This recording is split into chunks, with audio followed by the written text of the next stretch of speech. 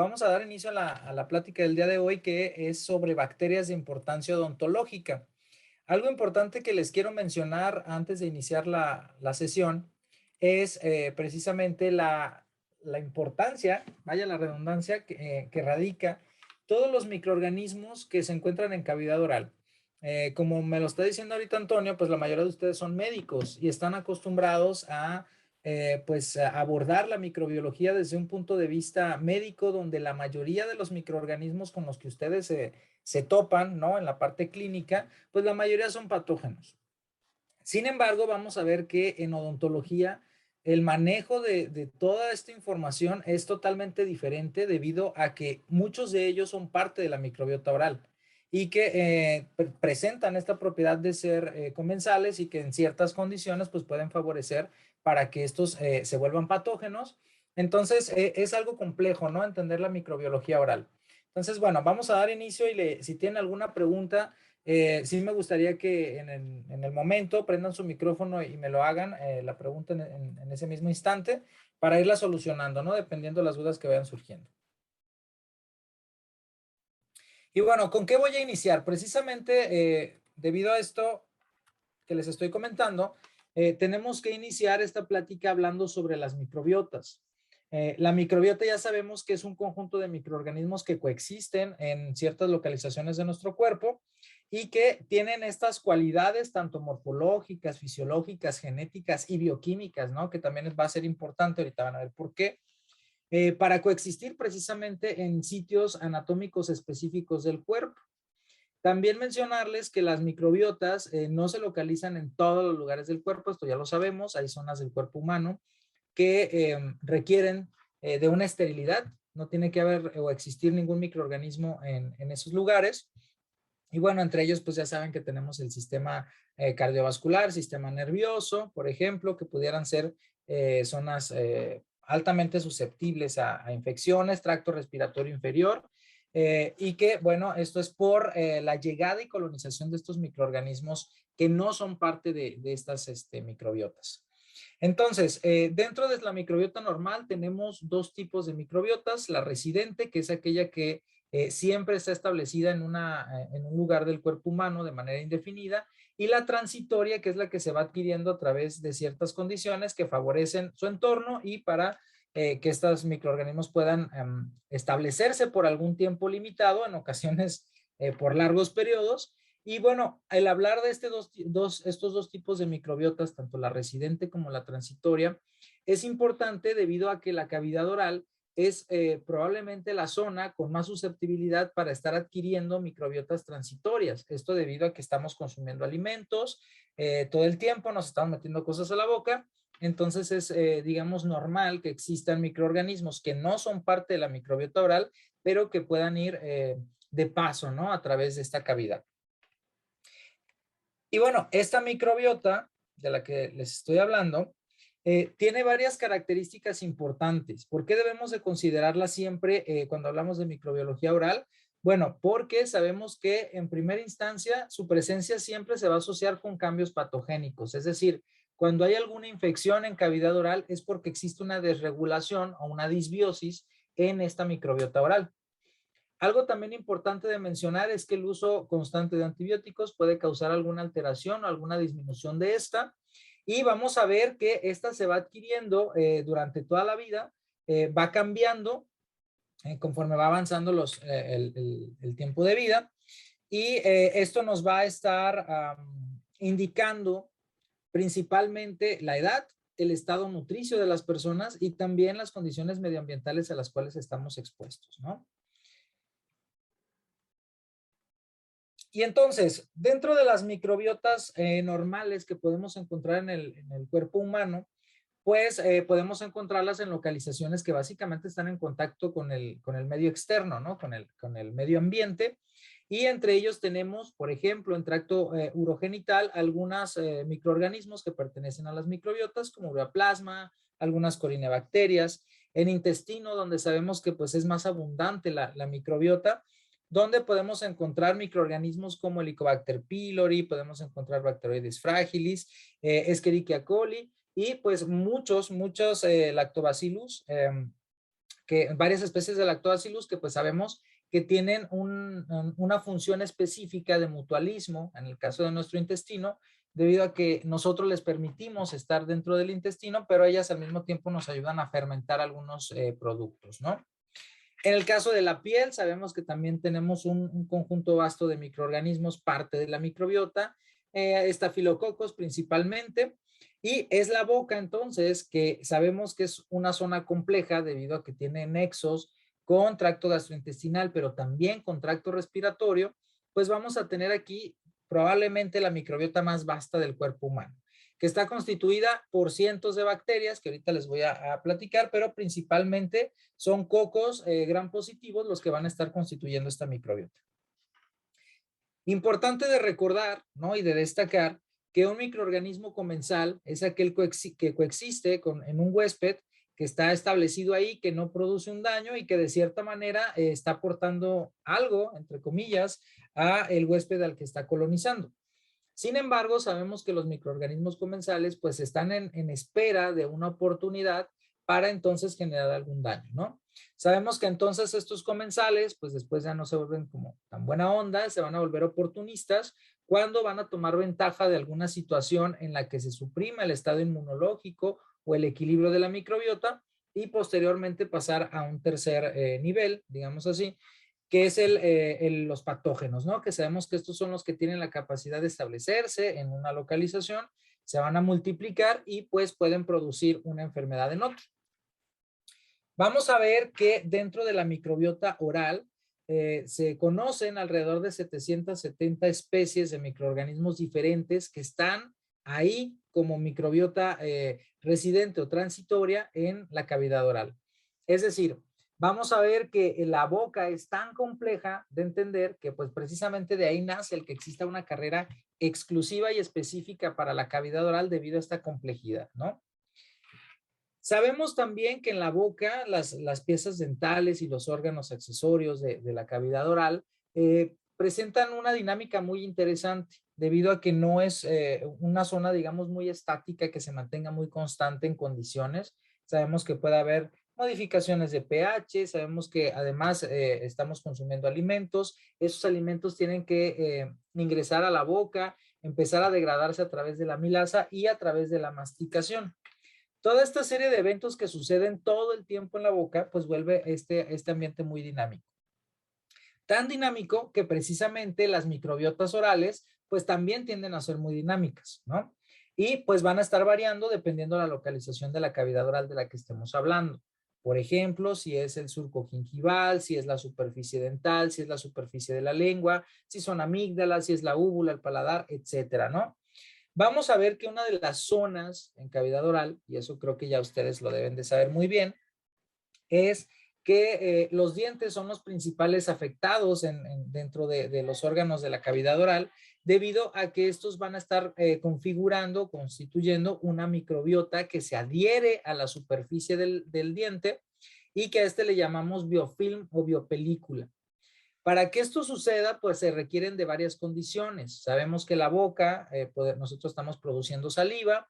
Esta saliva puede contener sales minerales, puede tener algunas glicoproteínas y esto va a favorecer a que entonces la superficie dental se genere este biofilm, principalmente de glicoproteínas y de algunas sales minerales, que van a favorecer la adhesión de microorganismos, principalmente bacterias, a lo que es la superficie dental. Entonces, como vemos de este lado, el puntero, tenemos aquí la superficie dental, tenemos aquí el biofilm y tenemos con estas figuritas simulando, ¿no? Microorganismos que se adhieren a este biofilm. ¿Qué es lo que genera entonces esta capa que se adhiere a la superficie dental? Pues va a favorecer a que ciertos antibióticos no puedan penetrar este biofilm, que también existan ciertos mecanismos de evasión del sistema inmunológico y al mismo tiempo se están generando algunas condiciones para favorecer tanto la inflamación, tanto de bolsa periodontal e incluso puede llegar a existir resorción ósea en la parte de los huesos más profundos de lo que es la cavidad oral. Como vemos aquí a la derecha, déjame esto de las fotos para acá. Como vemos aquí en la imagen de la derecha, pues este es el procedimiento, el proceso, protocolo que van a llevar los microorganismos que van a estar configurando la biopelícula, los cuales pues inician con una adhesión, como les decía, que es favorecida por estas glucoproteínas, por estas sales minerales. Sin embargo, esta adhesión tiende a ser reversible en un primer momento, una primera instancia. Sin embargo, cuando ya se genera una matriz extracelular, si ustedes recuerdan, muchos de los factores de patogenicidad de microorganismos y, por ejemplo, en cavidad oral, que es muy, muy común, entre sus principales factores de virulencia son los factores de adhesión, ¿sí? Porque estos favorecen precisamente la formación de la biopelícula. Entonces, vamos a ver que esta matriz extracelular que es secretada por estas mismas bacterias, más el biofilm que se había originado por las glicoproteínas, la saliva y demás elementos, van a formar algo que se conoce como limo, ¿no? Este limo lo que va a hacer es básicamente afianzar esta adhesión de los microorganismos y entonces esta adhesión ya no va a ser reversible, sino que va a ser irreversible. En ese momento, entonces, todo este limo va a favorecer a que más microorganismos estén pegando uno encima de otro para estar madurando esta biopelícula y en algún momento se puede generar desprendimiento de este biofilm que puede incluso volver a regresar al primer paso y estar generando un círculo vicioso, perdón, de adhesión, de formación, maduración y desprendimiento de esta biopelícula. ¿Por qué es importante entonces hablar de la microbiota, hablar de la biopelícula y hablar de la microbiota oral normal? Bueno, es que resulta que en la superficie dental, como ya dijimos que se van formando estas capas de microorganismos que se van pegando, vamos a tener una clasificación, digamos, muy popular, ¿sí? De los microorganismos, de grupos de microorganismos que se van a ir pegando en cierto orden y que los conocemos como colonizadores primarios, secundarios y tardíos o terciarios, y que en estas condiciones pues vamos a ir entendiendo cómo se va a generar una infección en cavidad oral. Vamos a ver que entonces, viéndolo de abajo hacia arriba, tenemos la superficie dental, la película adquirida, que recordar está constituida por varios elementos proteicos. Por ejemplo, aquí tenemos las proteínas ricas en prolina, la alfa-amilasa que va a estar en la saliva, ¿sí? la aglutinina salival, etcétera, ¿no? Tenemos una serie de elementos aquí que favorecen entonces la adhesión de los colonizadores primarios. Y aquí es donde viene lo interesante.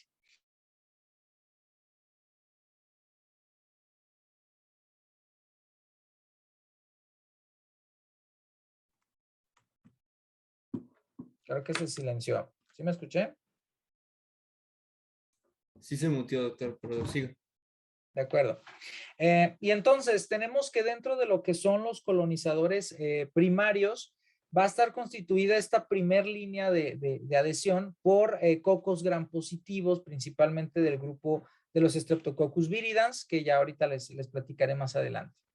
Y posteriormente de esos colonizadores primarios van a favorecer la adhesión de otras especies y géneros de microorganismos, como pueden ser actinomicetos, como pueden ser bellonelas, como pueden ser algunas porfiromonas, etcétera, ¿no?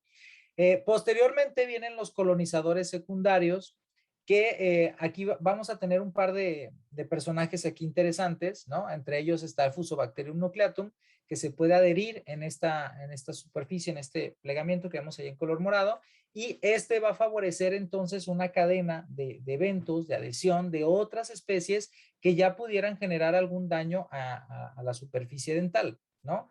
Y a los tejidos anexos además. Tenemos entre ellos algunos importantes, los actinomices, la provetela, tenemos Eubacterium, tenemos treponemas, tenemos Porphyromonas gingivalis, y que todos estos microorganismos tienden a iniciar un proceso patogénico interesante, y que algo también importante destacar es que muchas veces estos microorganismos por sí solos tienen ciertos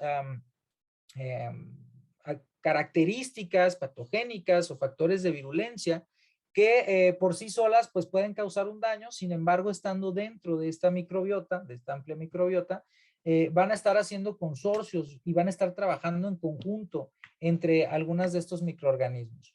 Un ejemplo sería la unión entre los treponemas orales y las fusobacterias, ¿no? A esto que se le conoce asociación fusoespiroquetal y que sabemos en odontología que esta unión va a favorecer a la degradación principalmente de surco gingival, debido a que pues estas bacterias obviamente tienen otras características, muchas de ellas son anaerobias y pues que pueden generar algún daño, ¿no?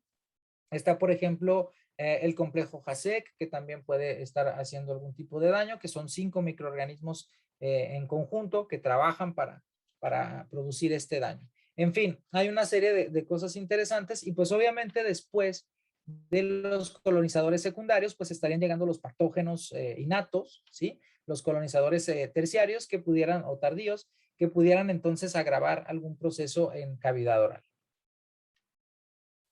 Para esto, jóvenes, los muchachos de odontología conocen muy bien esta pirámide que se llama pirámide o criterios de Sokransky, en el que si ustedes se ponen a analizar, cuando ustedes, por ejemplo, en medicina, utilizan mucho los signos y síntomas para poder identificar alguna infección por algún microorganismo patógeno, en la cavidad oral esto se vuelve bastante complicado.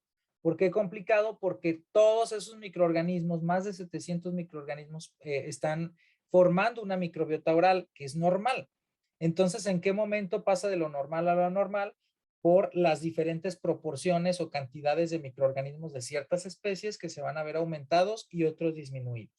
A este proceso se le conoce como disbiosis, ¿no? Este desequilibrio, y esta pirámide a nivel clínico en odontología es muy interesante y es muy importante de conocerlo debido a que esa pirámide que ustedes están observando tiene colores y pues básicamente me está indicando cómo yo puedo encontrar al causante original de esa enfermedad periodontal que estamos observando en los pacientes. Y bueno, tenemos en la base de la pirámide, si ustedes observan aquí los colores que serían, todos ellos serían colonizadores primarios. Entre ellos tenemos, como les comentaba, los actinomicetos, tenemos algunas bellonelas, tenemos streptococos principalmente, cocos gram positivos del grupo viridans principalmente, que pues estos siempre van a estar en la superficie dental, ¿sí? Porque son parte de la microbiota, son colonizadores primarios y pues la idea es que siempre estén ahí para dar también cierta protección. En el segundo nivel, en la parte intermedia que vemos de color naranja, tendríamos a los colonizadores secundarios, donde si ustedes observan, ahí ya tenemos, por ejemplo, las fusobacterias, como Fusobacterium nucleatum en sus variedades, Periodonticum, el Vicenti, el nucleatum, etcétera, ¿no? Y en la cúspide de esta pirámide tendríamos a los que serían los patógenos por excelencia, en este caso para enfermedad periodontal, como Porphyromonas gingivalis, que es la que estaría en primer lugar, o algunos treponemas orales como Treponema forsythia y Treponema denticola, ¿no? Que ya les platicaré un poco más adelante. Entonces, bueno, esta herramienta va a ser muy importante para que entonces ustedes consideren y sospechen de qué tipo de microorganismo es y a través de esta pirámide ustedes puedan tomar una decisión clínica de contra quién va a ir dirigido el tratamiento farmacológico en cavidad oral. Y bueno, preguntas hasta aquí. Entonces sería como la parte introductoria. No sé si alguien tenga alguna pregunta, algún comentario. ¿Nadie? No, doctor, muchas gracias. No, todo bien. De acuerdo. Y bueno, ¿de qué les voy a hablar aquí? Bueno, la idea era hablarles pues de bacterias de importancia odontológica. Probablemente para ver todo lo de cavidad oral, pues no nos ajuste a veces ni un semestre para ver todo lo importante de cavidad oral y microorganismos. Pero bueno, les voy a platicar sobre un par de microorganismos, probablemente los más importantes a nivel clínico, a nivel odontológico, y que pues probablemente los han escuchado, probablemente no los conocen, pero bueno, aquí les voy a platicar de en qué consiste. Entendiendo entonces la complejidad, de nuevo, de la microbiota oral normal y de la microbiota oral anormal, que es todavía más complicado, y todas las condiciones que se deben de generar para favorecer el crecimiento de ciertos microorganismos, este primer grupo de bacterias de las cuales les voy a platicar son colonizadores primarios, ¿sí? Son los Streptococcus viridans, y que si ustedes se ponen a pensar, pues probablemente por ser parte de la microbiota normal, pues no deberían, ¿no? De generar algún daño, siendo que son parte de la microbiota. Sin embargo, hay que recordar que en la mayoría de los casos, los microorganismos que colonizan la boca pues van a ser comensales. Esto entonces va a favorecerse por medio de ciertas condiciones, falta de higiene, alimentación deficiente, etcétera, para que entonces estos se puedan volver patógenos a partir de ser comensales, ¿no? Entonces, este grupo de bacterias se les conoce como Streptococcus del grupo Viridans, es decir, Viridans no es una especie del Streptococcus, sino que es un grupo de especies que pertenecen a este género Streptococcus, y en este grupo de los Viridans encontramos a Streptococcus mutans, a Streptococcus oralis, milleri y salivarius, ¿no? Que ya les platicaré un poquito. Algo importante de mencionar de los Streptococcus viridans es que todos ellos, todos los 4 grupos son alfa-hemolíticos, ¿sí? Sabemos que, por ejemplo, Streptococcus pyogenes, que probablemente ustedes sí conocen, es el beta-hemolítico por excelencia. En este caso estamos hablando de que son alfa-hemolíticos y los vamos a encontrar principalmente en cavidad oral.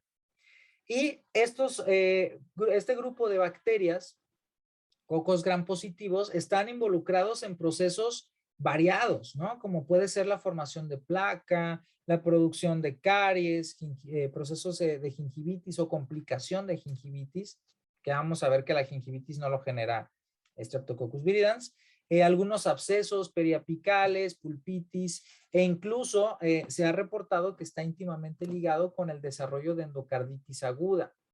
Es por eso que también la importancia en odontología de tener mucho cuidado con los microorganismos de la cavidad oral, microbiota o no microbiota, debido a que es muy fácil que de la boca, por ejemplo, a partir de una extracción dental, estas bacterias migren y se diseminen principalmente a corazón. Entonces vamos a ver que muchos casos de endocarditis pues están relacionados con una mala praxis en odontología.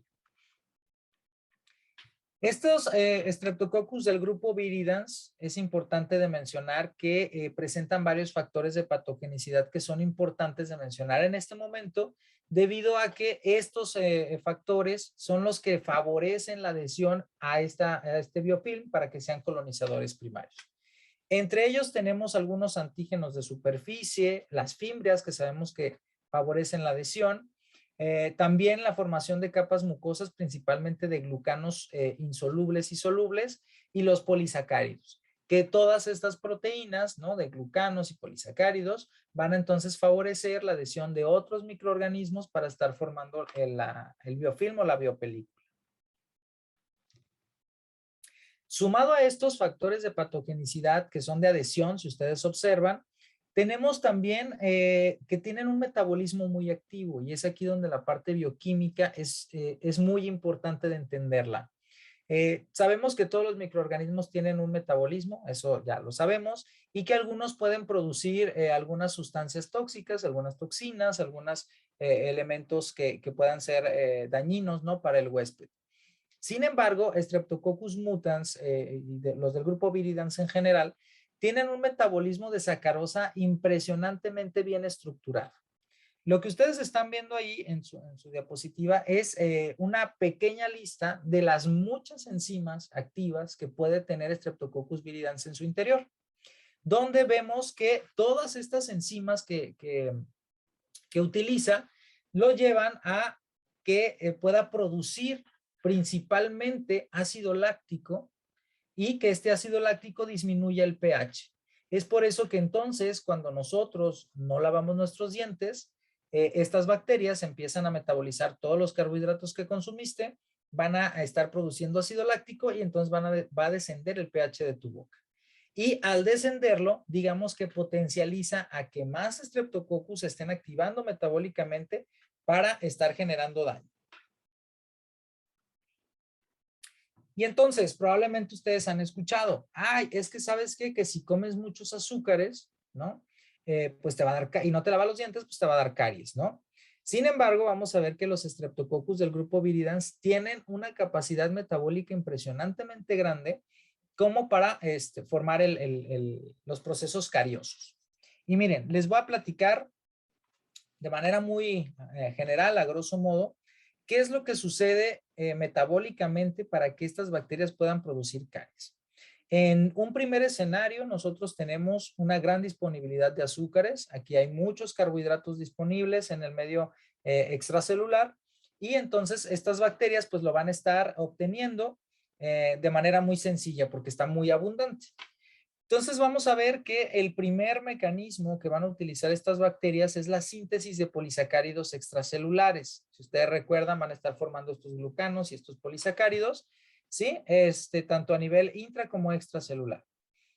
Una vez que entonces generan esto, van a ingresar a través de un mecanismo de difusión simple, a través de su membrana, van a estar ingresando todos estos carbohidratos, y también se puede dar por otros mecanismos, no solo por el de difusión simple, sino también puede ser difusión facilitada, gradiente de protones o algunas proteínas transportadoras de sodio principalmente.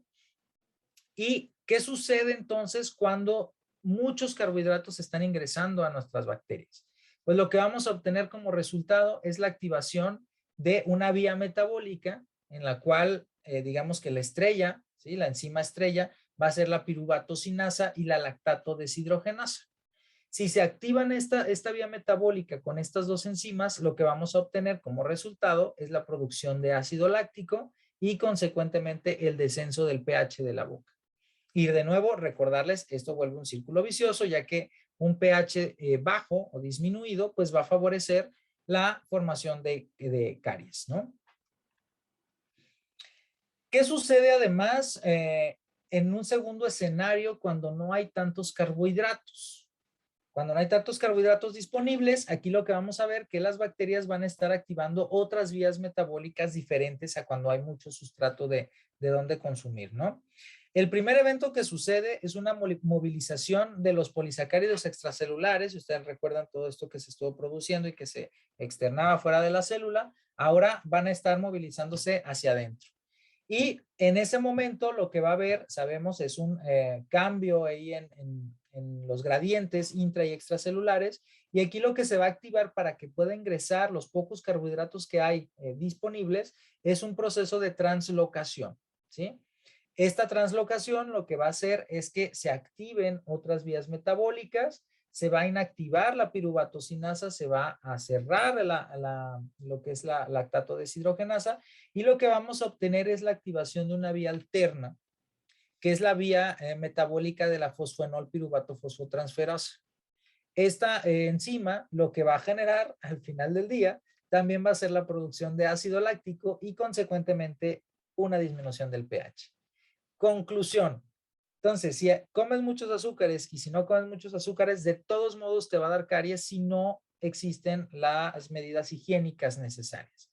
¿Por qué? Porque la bacteria de todos modos está metabólicamente armada para poder entonces estar produciendo al final del día el ácido láctico y consecuentemente disminuir el pH, y con esto llevar a una degradación del hueso a través del ácido láctico, del hueso, de la superficie de las piezas dentales, y consecuentemente procesos de caries. Ahora, los Streptococcus viridans, jóvenes, también es importante saber que en el ámbito del laboratorio, ustedes como instructores, ¿no?, que manejan todo lo de los laboratorios, no tienen una metodología tan sencilla a comparación de lo que ustedes originalmente ven, porque son medios de cultivo especiales que deben de contener ciertas concentraciones específicas de algunos elementos. Y que bueno, sí, en agar sangre, pues obviamente que ya sabemos que el agar sangre es el más utilizado, principalmente en cocos de cavidad oral, porque podemos observar su hemólisis, su patrón hemolítico, y bueno, de ahí podemos saber si es una Streptococcus pyogenes, por ejemplo, si hay una hemólisis beta, o en el caso de que si vemos a los verdosos, pues que sean cocos alfa hemolíticos, como en el caso de los del grupo Viridans. Sin embargo, existen medios de cultivo especiales para poderlos identificar. Uno de los más importantes es el Mitis salivarius agar, por sus siglas MSA, y el Mitis salivarius bacitracina, por sus siglas MSB. Y aquí lo que vamos a observar es que existen diferencias en las concentraciones de carbohidratos, principalmente de fuentes de carbono, y por ejemplo ahí vemos que el MSA tiene un 5% de sacarosa mientras que el MSB tiene un 20% de sacarosa. Y es decir, aquí podemos nosotros exponer a estos microorganismos a diferentes concentraciones de carbohidratos para entonces nosotros corroborar también efectivamente de que el metabolismo de carbohidratos en Streptococcus del grupo viridans es indiferenciado entre una cantidad de carbohidratos y otra. Hay algunos otros medios de cultivo que se pueden utilizar para estos cocos, por ejemplo, la infusión cerebro-corazón, el VHI, el soya tripticasa o el caldo Schindler, que son de los más utilizados también cuando nosotros requerimos de que se estén multiplicando. Recordar que los caldos favorecen el crecimiento de microorganismos, mientras que los medios de cultivo, pues básicamente son para fines cuantitativos, ¿no? Para ver unidades formadoras de colonias. Y entonces, aquí es donde vamos a ir hablando de que, como nosotros hablábamos del Streptococcus mutans, ¿no? Que digamos que es la estrella, es la bacteria más importante en procesos cariogénicos, pues va a ser una bacteria que es un coco gram positivo, que va a estar en pares o cadenas, y aquí es donde viene lo que les comentaba, ¿no? Muchos de los microorganismos comensales o probablemente oportunistas de la boca van a ser anaerobios facultativos. Esto entonces lo vuelve más complicado debido a que pues requieren de condiciones específicas para poder crecer y vamos a observarlos en condiciones de deficiencia de higiene en la boca. Vamos a ver que, pues como ya vimos, pues, son fermentadores de carbohidratos, tienen una vía metabólica bastante bien armada y crecen a temperatura corporal normal. Ahora, ¿qué es lo importante de mencionar de Streptococcus mutans como el estelar de la caries? En primera instancia, mencionar que ya hablamos de la microbiota oral normal y ya dijimos que este es un colonizador primario. Por lo tanto, lo podemos encontrar entre el 70 y 90% de la población y que hay ocasiones, pacientes, ¿no? Personas que son resistentes a la caries y que son portadoras del Streptococcus mutans. Y esto puede ser debido a muchos factores medioambientales, genéticos o de predisposición, ¿no? Pero lo que sí es importante es mencionar que casi, o sea, 9 de cada 10 pueden tener Streptococcus mutans en la boca como parte de su microbiota y como colonizadores primarios de la superficie dental. Esta bacteria, el Streptococcus mutans, es una bacteria que es cariogénica por excelencia. De hecho, se sabe que a ella se le atribuye los procesos cariogénicos en todos los casos. Y vamos a ver que una vez que coloniza la cavidad oral, puede migrar hacia otras localizaciones de la boca por la naturaleza de esta, como son placas supragingivales, placas radiculares, disuelta en la saliva. Y también otra cosa importante de mencionar, que al igual como muchas bacterias de cavidad oral, van a estar relacionadas con endocarditis, principalmente los cocos, ¿no? Los cocos gram positivos, y en el caso de Streptococcus mutans, representa entre un 7 y 14% del total de las endocarditis que se han reportado hasta el momento, ¿no? Ahora, como les decía, el patrón hemolítico también va a ser importante para la hora del diagnóstico. Como ya les comenté, que son alfa hemolíticas, sin embargo, hay ocasiones en las que se pueden encontrar algunas colonias gamma hemolíticas, ¿no? Y esto es por la proporción de todas estas sustancias que secreta, ¿no? Las hemolicinas que secreta y que en ocasiones pueden ser gamma hemolíticas. Y bueno, esto es un poquito más de lo que ya les había comentado, me lo voy a brincar. Y bueno, aquí está. ¿Qué es lo que es importante entonces de mencionar de Streptococcus mutans? Pues es el poder metabólico y acidógeno que presenta, lo que lo vuelve el cariogénico por excelencia, ¿sí? Porque ya vimos que entonces siempre por la vía metabólica que sea, va a estar formando ácido láctico. Por lo tanto, sus factores de adhesión sumados a su metabolismo, sumados a ese poder acidogénico de estar formando el ácido láctico, pues va entonces a favorecer el proceso cariogénico. No sé si tengan alguna pregunta hasta este momento.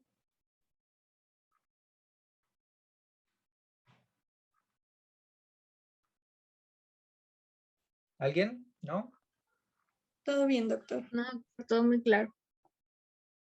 Bien, debido al tiempo me voy a brincar por ahí a unos detalles y me voy a brincar a la siguiente bacteria, ¿no? Otra de las más importantes a nivel odontológico. Digo, hay un chorro que van a estar involucradas, pero bueno, estas son las más importantes. Ya hablamos de la que causa la caries, ahora les voy a platicar de la que causa la periodontitis, otro de los principales problemas en las personas en cavidad oral, ¿no? Les voy a platicar de porfiromonas. Porfiromonas es una bacteria que existen varias especies de este género, de la porfiromona, como son la sacarolítica, la endodontalis o la cationae. Vamos a ver que porfiromona gingivalis, la especie gingivalis, va a ser la más predominante, la más importante, y que esta porfiromona, vamos a ver que a comparación de lo que vimos en el caso anterior, que eran cocos gram positivos dispuestos en cadenas, por eso son estreptococos, en este caso las porfiromonas van a ser bacilos gram negativos, inmóviles, no contienen flagelos, y en este caso van a ser anaerobios estrictos. Esto es importante recordar debido a que hay ciertas localizaciones de la boca, principalmente surco-gingival, donde las concentraciones de oxígeno se ven disminuidas. Es por eso entonces que esta bacteria pues es muy fácil encontrarla en lo que es el surco gingival cuando hay procesos de periodontitis. Vamos a ver que esta bacteria, a comparación de las anteriores, no va a fermentar carbohidratos porque son asacarolíticas, pero pueden producir una sustancia muy interesante a través de su metabolismo, que es el ácido fenilacético. Este ácido fenilacético también va a ser muy importante incluso a nivel clínico, porque incluso el olor tiende a ser muy particular, un olor como avinagrado, y en las personas que tienen una periodontitis importante, pues van a tener ese olor en la boca muy, muy particular debido a la producción de ácido fenilacético. Porfiromona, ¿qué factores de virulencia tiene? Bueno, aquí como estamos viendo, pues porfiromona ya no es un colonizador secundario. Porfiromona sería un colonizador secundario o incluso tardío, que presenta varios factores de virulencia importantes de destacar que ya no están tan relacionados con las adhesinas como veíamos en el caso de Streptococcus mutans. Aquí lo que vamos a ver son lipopolisacáridos, endotoxinas, sí puede haber por ahí algún proceso de adhesinas, de coagregación, pero principalmente vamos a ver que son las lipopolisacárido A, endotoxinas y proteasas. ¿Por qué las proteasas? Porque vamos a ver que precisamente cuando existe un proceso de periodontopatógeno, lo que es el surco gingival, pues se va a estar retrayendo, ¿sí? Y esto es debido a las proteasas que están dañando este tejido, ¿no? de la encía, y que, bueno, esto puede irse complicando. Entonces, esta bacteria es periodontopatógena por excelencia, como ya lo había comentado, y le vamos a encontrar principalmente en surco gingival, en lengua, en amígdalas o en saliva, ¿sí? Algo importante también de destacar es que es un patógeno exógeno, ¿sí? Es decir, no es una microbiota transitoria, digámoslo así, porque recordar que la residente pues serían los colonizadores primarios, que siempre van a estar ahí. Y vamos a ver que hay algunas variantes del género porfiromona que se pueden encontrar en otras microbiotas. Por ejemplo, porfiromona sacarolítica se pueden encontrar en colon o se pueden encontrar en vagina. Y pues uno de los principales factores de riesgo para que puedas tú adquirir periodontitis, causada por porfiromona gingivalis, pues es exactamente lo mismo que veíamos en el caso de Streptococcus mutans, ¿no? Falta de higiene principalmente, o que ya se tenga alguna lesión periodontal que ya esté avanzada y que favorezca entonces la llegada de esta bacteria. Entonces ahí están los procesos patológicos principales, ¿no? Como pueden ser pues infecciones en lo que es el surco gingival, inflamación, obviamente inicia con una gingivitis, posteriormente una periodontitis, y se pueden presentar algunas complicaciones como pueden ser pulpitis, abscesos periodontales y periapicales. ¿Qué pasa respecto al diagnóstico de porfiromona? Como vimos en el caso anterior, pues hay medios de cultivo especiales, ¿sí? En este caso también hay medios selectivos o diferenciales para identificar a esta bacteria, como es el agar-Hunt, que contiene pues un chorro de cosas, ¿no? Kanamicina, tobramicina, sidonalidíxico, bacitracina, etcétera.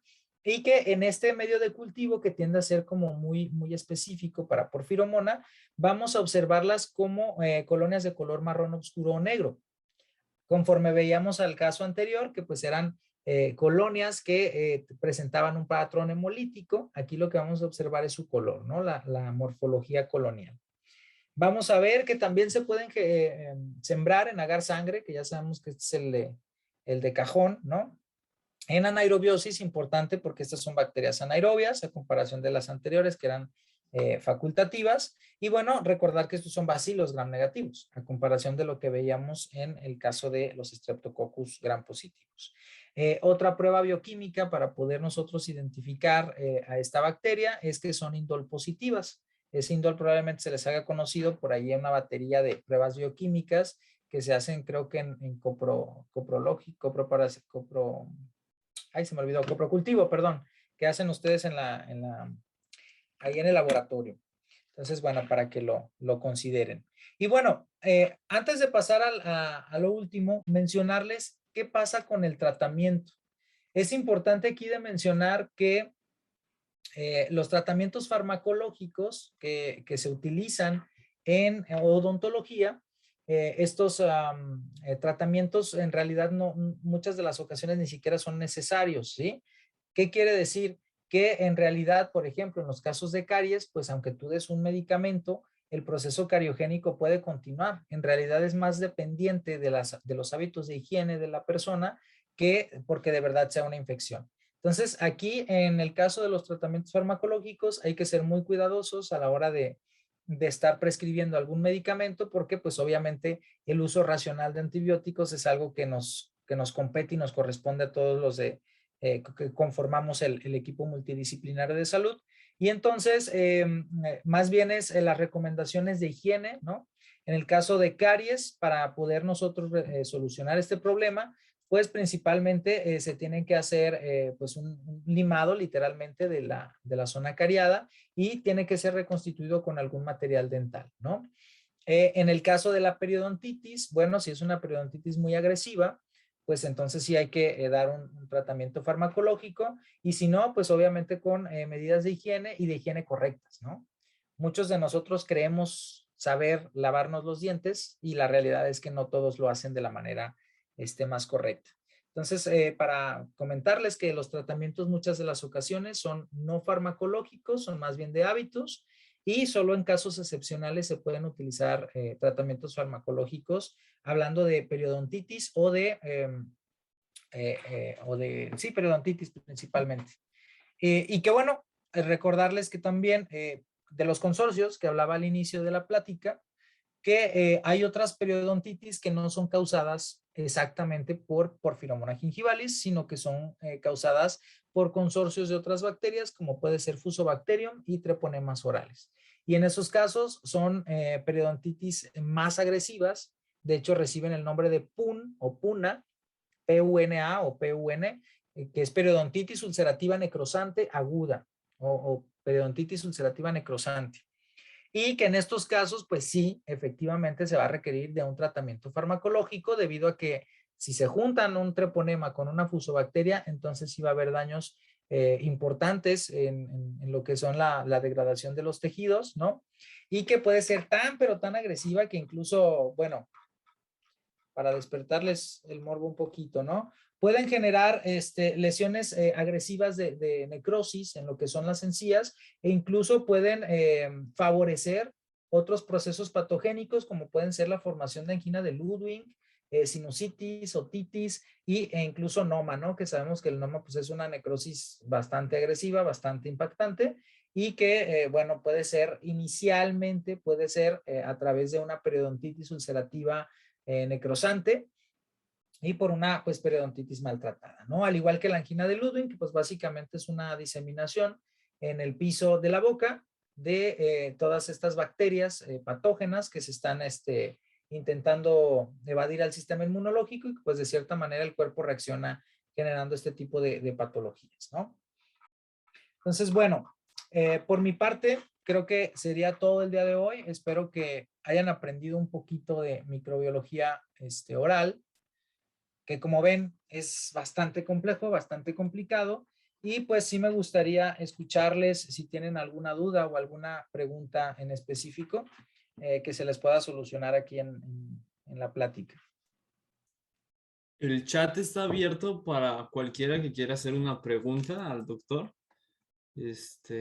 Abiertamente puede escribirlo ahí y ya se la comunicamos. En los casos de periodontitis es indicativo entonces obligatoriamente el cultivo. Mira, obligatorio no siempre, esa es la realidad.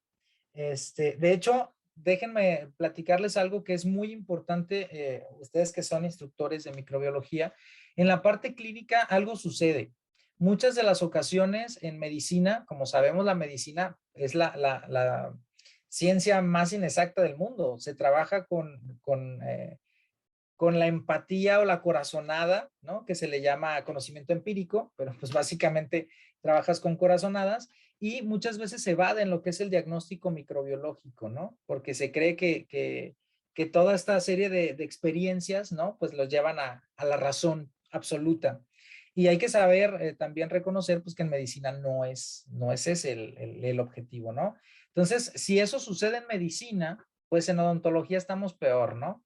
Es escaso, la verdad, el material que nos llega a los laboratorios de diagnóstico microbiológico por parte de odontólogos y que pues la idea es de que también ustedes conozcan, los futuros odontólogos conozcan esto y nos manden más material al laboratorio para poderles dar un diagnóstico. No existe esa cultura pues del diagnóstico microbiológico en el laboratorio, pero sí debería de ser, tanto en periodontitis como en cualquier otra sospecha de enfermedad infecciosa, ya sea en boca o fuera de ella. ¿Sale?